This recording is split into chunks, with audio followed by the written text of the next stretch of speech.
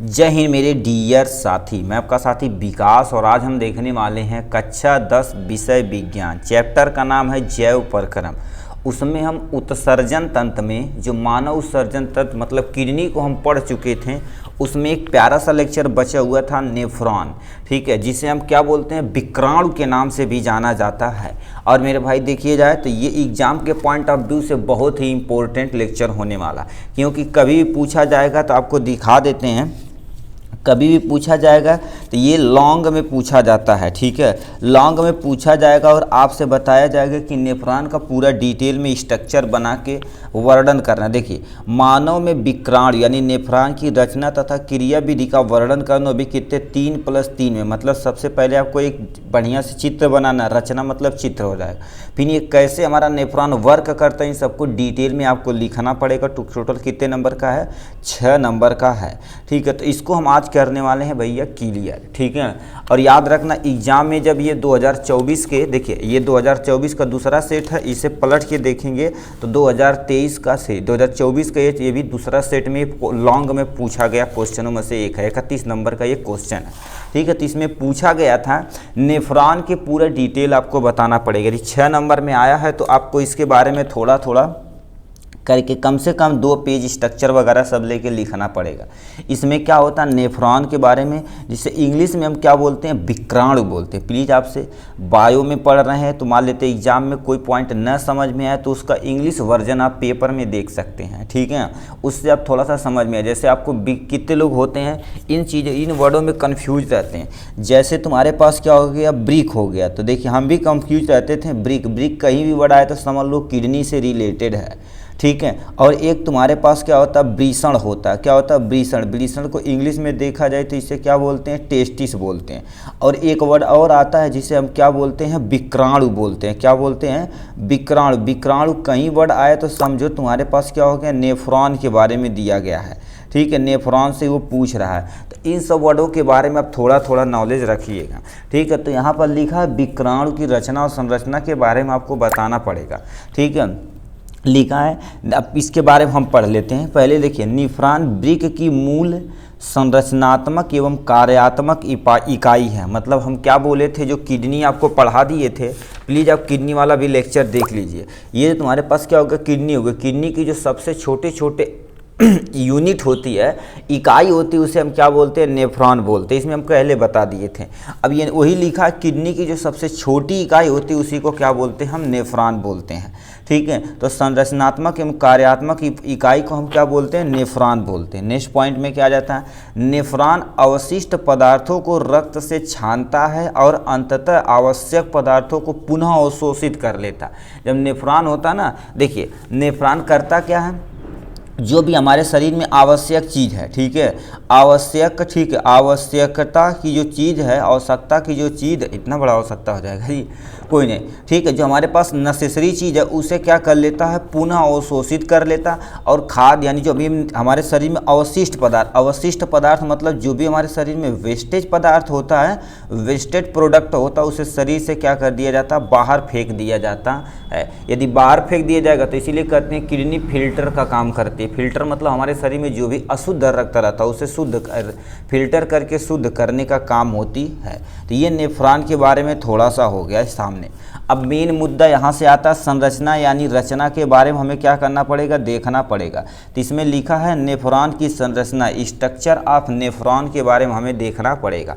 तो इसमें देखिए हम यहाँ प्यारा सा डायग्राम बनाएंगे, प्लीज़ आप उसी को देख के छोटा छोटा देखिए, आप जैसे बनाते हैं उसी तरह से आप बनाते चले जाइए, ठीक है। अब यहाँ से हम क्या कर देते हैं, देखिए ये हमने पेन ले लिया यहाँ से। अब इसमें करना क्या है, सबसे पहले ऐसे स्ट्रक्चर बनाना है यहाँ से, ठीक है। इसे बाउमैन कैप्सूल बोला जाता है। इसे क्या बोला जाता है मेरे भैया, बाउमैन कैप्सूल बोल दिया जाता है। ये यहाँ से आता है ऐसे, फिर ऐसे करके ऐसे, ये पीसीटी इसे बोलते हैं, ठीक है। और यहाँ से क्या हो जाता है लूप ऑफ हेनले ऐसे हो के इधर चला जाता है, आप ऐसे बना सकते हैं, ठीक है। ये वाला पोर्शन यहाँ से बैक होके, देखिए ऐसे बैक होके, यहाँ से आपको दिख रहा होगा ऐसे बैक होके इधर आता है, ठीक है। इधर आने के बाद ऐसे करके देखिए, आप लाइव ऐसे बनाते चले जाएंगे ना तो आपके लिए बहुत ही बेनिफिट रहेगा, क्योंकि ये जब संरचना आप देखिए बायो में आप, ठीक है, बायो में कोई भी चीज़ एक्सप्लेन कर रहे हैं तो आप प्लीज़, आपसे अनुरोध है कि आप थोड़ा सा डायग्राम पे थोड़ा सा ध्यान देंगे तो आपका नंबर एवरेज मस्त एकदम से हो जाएगा। ठीक है, तो ये हो गया, इधर से चला गया, ये आपके सामने एक प्यारा सा क्या हो गया, नेफ्रॉन का स्ट्रक्चर बन के तैयार हो गया है यहाँ से। और याद रखिए ये जो ऐसे ऐसे बनाया जा रहा है ना, तो इससे कईयों नेफ्रॉन होते हैं। अब तुम सोचो हमारे एक किडनी के अंदर लाखों की संख्या में ऐसे नेफ्रॉन जुड़े होते हैं, इधर से भी क्या होता है, कईयों जुड़े होते हैं, इधर से भी जुड़े होते हैं। इतना आपको बनाना ही बनाना पड़ेगा। ठीक है, सर जी कहेंगे यहाँ बुक में देखेंगे इतना कॉम्प्लिकेटेड है, आप बना ही नहीं पाएंगे। ये हो गया। अब इसका रेड पेन यूज कर देते हैं। देखिए अब हम नाम लिखने के लिए क्या कर देते हैं, आपको दिखाएंगे। यहाँ से इस वाले पोर्शन को हम क्या बोलते हैं, पहले हम दिख देते हैं। यहाँ पर जो फिल्ट्रेशन होता है उसे ग्लोमेरुलर फिल्ट्रेशन बोलते हैं। क्या बोलते हैं, ग्लोमेरुलर फिल्ट्रेशन बोलते हैं। और इसको एक नाम दिया जाता है जिसे हम वोमेन, ठीक है, यहाँ से क्या बोलते हैं, बोमेन स्पूट बोला जाता है। ठीक है, बोमेन स्पूट बोला जाता है, जिसे बोमेन कैप्सूल के नाम से जाना जाता है। इसको हम क्या बोलते हैं, PCT बोलते हैं, प्रॉक्सिमल कन्वोल्यूटर ट्यूब्यूल। क्या बोला जाता है, प्रॉक्सिमल कन्वोल्यूटर ट्यूब्यूल। इसे समीप लिखा रहता है समीपस्थ कुंडली नलिका, समीपस्थ कुंडली नलिका होती है। इस वाले को क्या बोलते हैं, हेनले लूप बोलते हैं। क्या बोलते हैं, हेनले, ठीक है, हेनले लूप बोलते हैं। ठीक है, मतलब इस वाले पार्ट को हेनले लूप बोलते हैं। इस वाले को क्या बोला जाता है, DCT यानी डिस्टल कन्वोल्यूटर ट्यूब्यूल, जिसे हिंदी में देखा जाए तो दूरस्थ कुंडलित नलिका बोली जाती है। क्या, दूरस्थ कुंडलित नलिका बोली जाती है। इसको हम क्या बोलते हैं, संग्रह, ठीक है, संग्रह नलिका बोलते हैं। क्या बोलते हैं, संग्रह नलिका हो जाएगी, जो आपके सामने यहाँ से दे दिया गया है। ठीक है, ये होगा। अब इसी को हम क्या कर देते हैं, यहाँ से नोट डाउन करते हैं तो आपको ज़्यादा समझ में आएगा। तो सबसे पहले हमें क्या लिखना, बोमेन स्पूट लिखना है। ठीक है, यहाँ से क्या लिखना है, बोमेट स्पूट लिखना है, जिसे हम क्या बोलते हैं, वाउमैन कैप्सूल के नाम से जाना जाता है। ये जो होता है इसे हिंदी में भी लिख देते हैं समीपस्थ। ठीक है, इसे क्या कर देते हैं, समीपस्थ, ठीक है, कुंडलित। ठीक है, यहाँ से क्या हो जाएगा भैया हो, कुंडलित, ठीक है, कुंडलित नलिका बोल दिया जाता है। ठीक है, कुंडलित नलिका बोल दिया जाता है, जैसे शॉर्ट में हम क्या बोलते हैं, PCT। ठीक है, उसके बाद क्या हो जाता है, ये लूप ऑफ हेनले हो जाएगा, तो हेनले लूप लिख देते हैं, हेनले लूप लिख देते हैं। ठीक है, हेनले लूप लिख देते हैं। उसके बाद यानी इस वाले पोर्शन को हम क्या बोलते हैं, DCT बोलते हैं। क्या बोलते हैं, DCT मतलब क्या बोले, दूरस्थ, हिंदी भी लिखते हैं, दूरस्थ कुंडलित। ठीक है, दूरस्थ कुंडलित नलिका होती है, दूरस्थ कुंडलित नलिका होती है, जिसे शॉर्ट में हम क्या बोलते हैं, DCT के नाम से जाना जाता है। ठीक है, उसके बाद ये वाले पोर्शन को हम क्या बोलते हैं, संग्रह नलिका बोलते हैं। अब इन्हीं के बारे में हमें क्या करना है, संग्रह नलिका बोलते हैं। मतलब स्ट्रक्चर में आपको इतना चीज़ लिखना पड़ेगा, एक प्यारा सा डायग्राम बनाना पड़ेगा, उसके बगल में इतना चीज़ लिखना पड़ेगा। अब इसको एक एक हेडिंग डाल के फिर एक्सप्लेन करना, क्योंकि वही कहा वर्णन करना है। मतलब इसी को एक्सप्लेन करके वर्णन करके काम आपको ख़त्म कर देना है। ये हो गया इनके बारे में। अब और चीज़ इसमें बना देते हैं।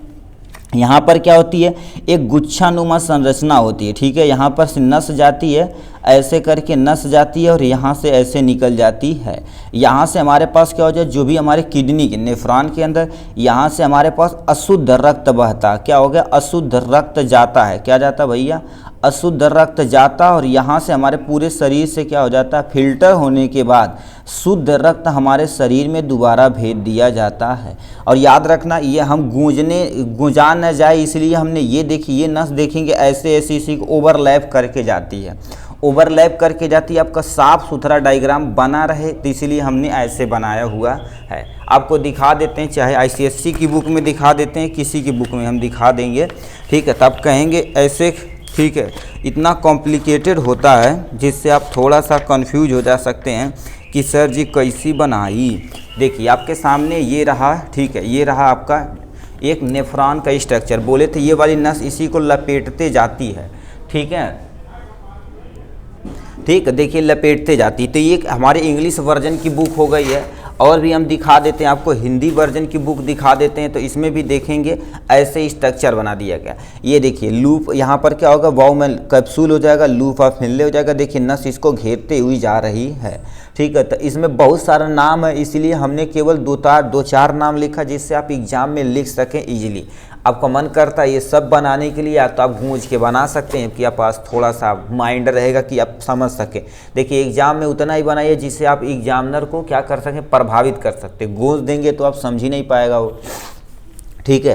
तो इतना हो गया इनके बारे में। अब हमें क्या करते हैं, आगे जो नेक्स्ट में देखेंगे सब इन्हीं की हेडिंग डाल डाल के इन्हीं के बारे में हमने क्या होकर ये लिखा हुआ है, बस वही का आपको पढ़ना है, ठीक है। तो यहाँ पर आप आशा करते हैं आपको डायग्राम समझ में आया होगा, ठीक है। ये डायग्राम समझ में आया होगा। दोबारा बोल देते हैं, बाउमैन कैप्सूल हो, यहीं पर हमारे पास क्या होता है, ठीक है, देखा जाए ठीक, ग्लोमेरुलर फिल्ट्रेशन होता है। एक ग्लोमेरुलर फिल्ट्रेशन यहाँ पर होता है। पीसीटी हो गया, जिसे समीप लिखा समीपस्थ कुंडलित नलिका बोला जाता है। इसे लूप ऑफ हेनले लूप बोला जाता है। इसे डीसीटी डिजिटल कन्वोल्यूटेड ट्यूब्यूल दूरस्थ कुंडलित नलिका बोला जाता है। संग्रह नल मतलब इसमें जो भी यूरिन बनता, पेशाब बनता, उसे संग्रह करता, इधर से भी आती, इधर से आती, सब जगह से आती और इकट्ठा करता और भेज देता कहाँ पर, यूरेटर मतलब जो मूत्र नलिका होती, भेज दिया जाता थैली में। थैली में स्टोरेज कर दिया जाता, जब जरूरत होती तो हमारे शरीर से बाहर निकाल दिया जाता है। तो अब इन्हीं के बारे में हम भाई थोड़ा थोड़ा पढ़ लेते हैं। डायग्राम आपको आशा करते हैं समझ में आया होगा। इसमें सबसे पहले लिखा बोमेन स्पूट। बोमेन स्पूट कप की जैसी संरचना होती है। अभी बोल दिए ये कप की जैसी संरचना होती है, आप देखेंगे।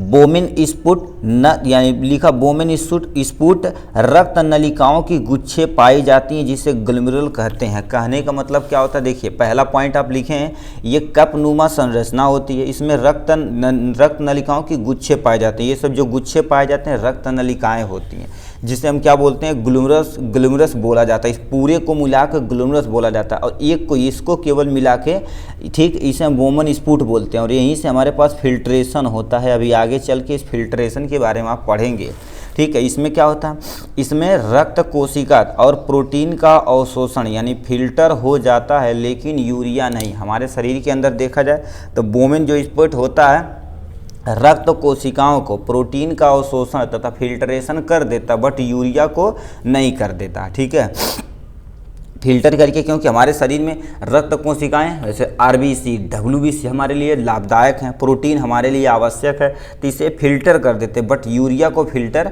नहीं करते। और यूरिया आगे चल के क्या हो जाएगा, इसका फिल्ट्रेशन हो जाएगा, ठीक है। तो यहाँ पर से उठा के भेज दिया जाएगा यहाँ। अब दूसरे में तुम्हारे पास नंबर पे देखिए, यहाँ से फिल्टर होके आ गया तुम्हारे पास पीसीटी वाले पोर्शन पे। पीसीटी में क्या होता है, लिखेंगे पीसीटी बोमेन स्पूट के समीप होता है, इसीलिए इसे क्या बोला जाता है, समीपस्थ कुंडलित नलिका बोली जाती है। आपको याद रखना कि पीसीटी और डीसीटी में कन्फ्यूजन हो। पी से पास होता है, डी से क्या होता है, दूर होता है। पी से यानी लिखा क्या देखा, पी से प्रॉक्सिमल कन्वोल्यूटेड ट्यूब्यूल, ये समीपस्थ कुंडलित नलिका है, तो इसे पीसीटी यहाँ लिखना, डीसीटी थोड़ा दूर लिखना। ऐसे कन्फ्यूजन रहेगा तो आप थोड़ा सा मैनेज कर लेना, ठीक है। नेक्स्ट में लिखा है ग्लूकोज कामा प्रोटीन यानी अमीनो एसिड, लवण, पानी और यूरिया का क्या होता है, फिल्ट्रेशन होता है। मतलब तुम सोचो, यानी इस जगह हमारे पास, ठीक है, पीसीटी में यानी जो भी ग्लूकोज रहता है, जो भी प्रोटीन रहता है, जो भी लवण, पानी का सबका क्या हो जाता है, यहाँ पर फिल्ट्रेशन कर दिया जाता है, ठीक है। ये नस यहाँ पर जाती है, उसके बगल से फिल्टर होता होता धीरे धीरे चल जाता है। ज़रूरत रहती है तो दोबारा इसमें एब्जॉर्ब कर लिया जाता है, पुनः बिना हमारे नस में भेज दिया जाता है, ठीक है। तो ये हो गया इनके बारे में। अब आते हैं तुम्हारे पास लूप ऑफ हेनले पे आते हैं। लूप ऑफ हेनले में क्या होता है, देखिए लूप ऑफ हेनले यू आकार की संरचना होती है। लूप ऑफ हेनले देखा जाए तो लूप ऑफ यानी यू आकार की संरचना होती है। अब करते क्या हैं, इसमें ग्लूकोज कामा सभी अमीनो एसिड, अधिकांश लवण तथा पानी लूप ऑफ हेनले में पुनः अवशोषित हो जाते हैं और यूरिया को छोड़ दिया जाए। मतलब यूरिया को छोड़कर जिन्हें क्या कर दिया जाता है, जिन्हें दोबारा हमारे नसों में एब्जॉर्ब कर लिया जाता है। अभी दिखा देते हैं आपको, ठीक है, तो आपको ज़्यादा समझ में आएगा इस वाली बुक में। देखिए हम क्या बोले हैं, देखिए जब ये वाले नसें इसी को घेरते हुए जाती हैं, ठीक है, नसें इसे घेरते हुए जाती हैं। अब देखो ज़रूरत पड़ी तो इसे क्या कर लिया जाएगा, एब्जॉर्ब कर लिया जाएगा हमारी नस में, क्योंकि उस आवश्यक पदार्थ को क्या कर लिया जाएगा, यहाँ से एब्जॉर्ब करके हमारे नसों में डाल दिया जाएगा, हमारे पूरे शरीर में भेज दिया जाएगा। और जो हमारे पास मान लेते हैं हमारे नसों में कोई ख़राब चीज़ है तो दोबारा क्या कर देते हैं, इसमें से एब्जॉर्ब करके हमारे नसों में भेज दी जाती है। नसों में कोई ख़राब चीज़ है तो दोबारा इसमें वापस भेज दी जाती है। तो वापस वापस भेजी जाती, इसलिए क्या बोला जाता है, इसे पुनः अवशोषण बोला जाता है। अब देखिए हम क्या बोले हैं, इस फिल्ट्रेशन के दौरान बोले ग्लूकोज हो गया, किसका किसका फिल्ट्रेट होता है, फिल्ट्रेट मतलब इसके फिल्ट्रेट मतलब जो छननी पर बचा हुआ, फिल्ट्रेट बोल रहा है। अरे जैसे चाय छानते हैं ना, तो चाय छानते हैं तो चाय नीचे गिर जाता है, उसके ऊपर जो बचा रहता है उसे फिल्ट्रेट बोलते हैं। ठीक है, यहाँ पर क्या हो जाएगा, देखिए इसको उठा के भेज दिया जाएगा यहाँ पर, ठीक है, यहाँ पर भेज दिया जाएगा, ये कंटेन कर फिल्ट्रेट, उसे रेजिड्यूज बोलते हैं भाई, सॉरी। ठीक है, एक तुम्हारे पास फिल्ट्रेट मतलब जो छन्नी से छन चुका है, छन चुका उसे फिल्ट्रेट बोलते हैं। उसमें क्या पाया जाता है, ग्लूकोज पाया जाता है, अमीनो एसिड पाया जाता है और साल्ट पाया जाता है, वाटर पाया जाता है, यूरिया, इस सबको फिल्टर करके भेज दिया जाता है हमारी किडनी के अंदर, मतलब नेफ्रॉन के अंदर। अब ये ब्लड कैपिलरी बोले थे यहीं पर छोड़ देना, देखो इसे गूंज के ऐसे ऐसे आता हुआ है। ठीक है, आपको बनाना चाहे तो ऐसे बना सकते हैं। ठीक, अब यहाँ पर लूप ऑफ हेनले वाले रिलेशन में क्या लिखा है, आल ग्लूकोज, जितने अमीनो एसिड है, मोस्ट ऑफ द साल्ट, हम लवण बोले हैं, मोस्ट ऑफ द वाटर को रीअब्जॉर्ब यानी पुनः अवशोषण कर लिया जाता है हमारे ब्लड में, यूरिया को यहाँ पर छोड़ के। वही चीज़ हम देखो बोले हैं जो ये लिखा गया है। ठीक है, देखिए क्योंकि ये सब जितनी नोट बनाई गई कईयों बुक के रेफरेंस से बनाई गई है। इसमें तो क्या लिखा, ध्यान से सुनिए, इसमें ग्लूकोज तथा सभी अमीनो एसिड, अधिकांश लवण तथा पानी लूप ऑफ हेनले में पुनः अवशोषित कर लिए जाते हैं, मतलब रीएब्जॉर्शन कर लिए जाते हैं, किसको छोड़कर, यूरिया को छोड़कर। वही बोले थे तुम्हारे पास यूरिया नॉट रीएब्जॉर्ब, यूरिया दोबारा एब्जॉर्ब नहीं होता है। ठीक, तो ये हो गया इनके बारे में। नेक्स्ट पे देखा जाए तो दूरस्थ कुंडलित नलिका होती, दूरस्थ कुंडलित नलिका, इसके बारे में सुनिए क्या होता है। यह भाग बोमेन स्पोर्ट से क्या होता है, दूर होता है। देखिए अभी बोले थे ना, ये बोमेन स्पोर्ट से देखिए क्या होता है, हो भाई कितने तू चल रहा है, बोमेन स्पोर्ट से देखा जाए तो क्या होता है, दूर होता है। देखिए सामने दूर है, इसीलिए इसे क्या बोला जाता है, दूरस्थ कुंडलित नलिका बोल दी जाती है। अब ये करते क्या, ठीक, नेक्स्ट में देखा जाए, इसमें पुनः पानी, लवण और सारा यूरिया मूत्र को छोड़ दिया जाता है। देखो यहाँ पर जो भी चीज़ आता है यूरिन उसे छोड़ दिया जाता है, क्योंकि अब यहीं से शरीर से बाहर निकलेगा। इस बुक में देखो कितने अच्छे से इस बुक में डिफाइन कर दिया हर एक स्टेप को। इसमें लिखा है कुछ तुम्हारे पास वाटर मतलब क्योंकि यूरिया को घोलने के लिए क्या चाहिए, वाटर चाहिए। तो कुछ साल्ट, कुछ तुम्हारे पास कुछ वाटर, कुछ साल्ट और तुम्हारे पास आल यूरिया फ्रॉम यूरिन, मतलब हमारे पेशाब में जितनी यूरिया रहती है वो इसमें क्या कर दी जाती है, देखिए वापस डाल दी जाती है। देखिए किसमें, डीसीटी में। ठीक, अब डीसीटी में डालने के बाद ये वाला कलेक्टिंग डक्ट इधर से आएगा, देखो urine from the other tubule, मतलब अदर नेफ्रॉन से आने वाला है। तो यही चीज़ हम आपको बताना चाह रहे हैं। अब याद रखना, यहाँ पर ये सब यूरिया फिल्टर नहीं होगा तो हमारे शरीर के अंदर यूरिया इकट्ठा होने लगा। और याद रखना, यदि आपके शरीर में बहुत ज़्यादा दर्द है तो समझ लो यूरिक एसिड आपका बढ़ चुका है। यूरिक एसिड बढ़ने के लिए क्या करना पड़ेगा, 100 रुपये का चेकअप होता है ब्लड रैंक, ठीक है, उसमें आप यूरिक एसिड आप चेक करा सकते हैं किसी भी लैब में जाकर। ठीक है, तो आपको बहुत सारी चीज़ें आपको अवॉइड करनी पड़ेगी। ठीक है, जैसे मान लेते हैं आपको प्रोटीन वाली चीज़ें कुछ खानी नहीं पड़ेगी, तो ऐसे आपका मेंटेन हो जाएगा। ठीक है, तो ये लिखा है दूरस्थ, इसमें कुछ पानी, लवण और सारा यूरिया मूत्र में क्या कर दिया जाता है, छोड़ दिया जाता है, क्योंकि मूत्र वहीं से अब क्या जाएगा, संग्रह नलिका में, और यहाँ से भेज दिया जाएगा हमारे शरीर से बाहर भेज दिया जाएगा। ठीक है, तो संग्रह नलिका जिसे हम कलेक्टिंग डक्ट बोलते हैं। अब ये क्या कर देते हैं, यह मूत्र को इकट्ठा करता है, लेकिन विभिन्न नेफ्रॉनों से, ठीक, विभिन्न नेफ्रॉनों से फिर मूत्रवाहिनी नलिका की सहायता से मूत्राशय में डाल दिया जाता है। अब देखिए ये कहने का मतलब क्या कह रखा, दोबारा आपको थोड़ा सा एक अच्छा सा डायग्राम देखें। इसके अंदर हम बोले थे नेफ्रॉन होते हैं, ऐसे कईयों की संख्या में नेफ्रॉन होते हैं। अब यही लाखों की संख्या में नेफ्रॉन जो क्या कर देते हैं, फिल्ट्रेशन के बाद कलेक्ट करते हैं, कलेक्ट से यूरेटर मतलब मूत्र नलिका के द्वारा इस मूत्राशय में डाल देते हैं। जब ज़रूरत पड़ती तो यहीं से हमारे शरीर से बाहर कर दिया जाता है। ठीक है, तो वही चीज़ यहाँ से बोला जा रहा है। ठीक है, तो आशा करते हैं ये आपका एकदम अच्छे तरीके से समझ में आया होगा। अब जो फिल्ट्रेशन की क्रिया विधि होती है उसको हम थोड़ा सा क्या कर देते हैं, यहाँ से देख लेते हैं।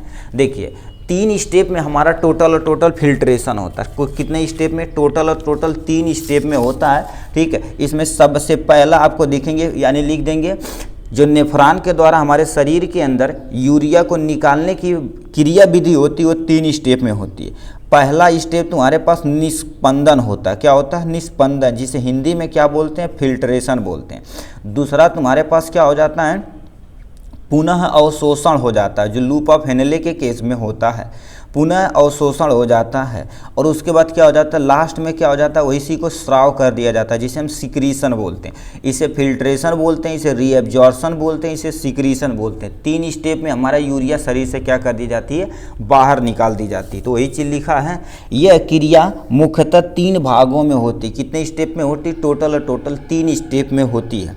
पहला स्टेप में तुम्हारे पास लिखा निस्पंदन। निस्पंदन में क्या होती है, यह क्रिया ग्लूमरस में होती है। इसमें रक्त कोशिकाएं प्रोटीन को छोड़कर यूरिया का क्या कर दी जाता है, स्कंदन की जाती है। प्लीज़ आपसे नोट डाउन कर लेना।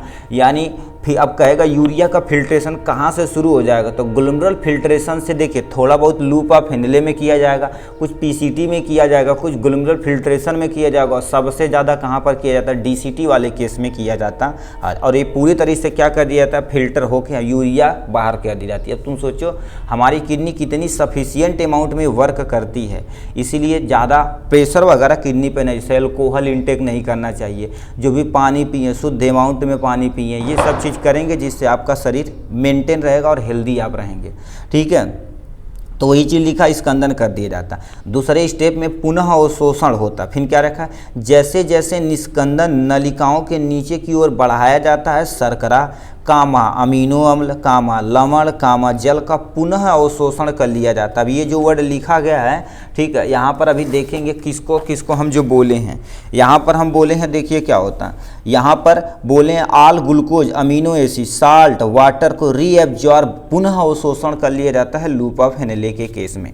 ठीक है, तो ये चीज़ बोल दिया है, लूप ऑफ हेनले के केस में ये किया जाता है। उसके बाद तुम्हारे पास क्या हो जाता है, यदि मान लेते थोड़ी बहुत नस में बची है तो दोबारा उसे डीसीटी के केस में शरीर से बाहर कर दिया जाएगा। लिखा स्रावर। ठीक है, स्राव, जो रसायन पुनः अवशोषित नहीं होते हैं वो शरीर से बाहर स्राव कर दिए जाते हैं। ठीक है, स्राव कर दिए जाते हैं, मतलब अब ये देखा जाए तो हमारे शरीर में जो प्योर मूत्र बन चुका है वो कलेक्टिंग डक्ट संग्रह को दिया जाएगा, संग्रह उठा के या पेशाब की थैली में पहुंचा देगा। ठीक है, तो इतना तुम्हारे पास हो गया यहाँ। और याद रखना, मूत्र में जो होता 90% तुम्हारे पास क्या होता भैया, जल होता। क्या, 90% जल और 2% यूरिया तथा यानी अतिरिक्त अवशिष्ट पदार्थ होते हैं।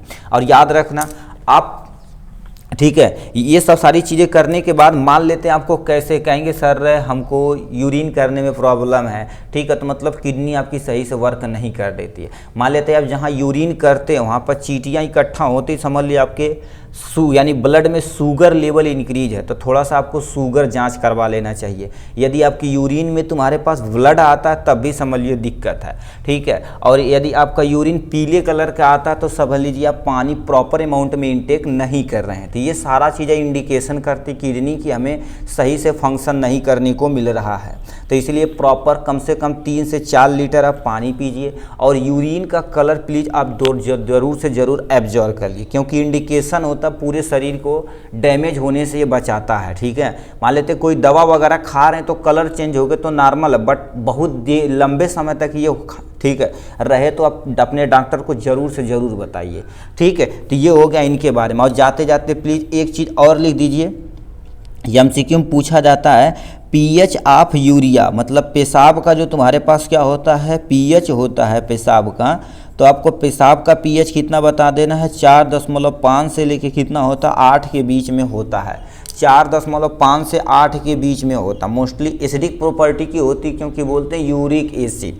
अब यूरिक एसिड का यदि आपको फार्मूला बता दिया जाए तो आपका क्या होता है, NaH2CO NaH2 होता है, ये यूरिया होता है।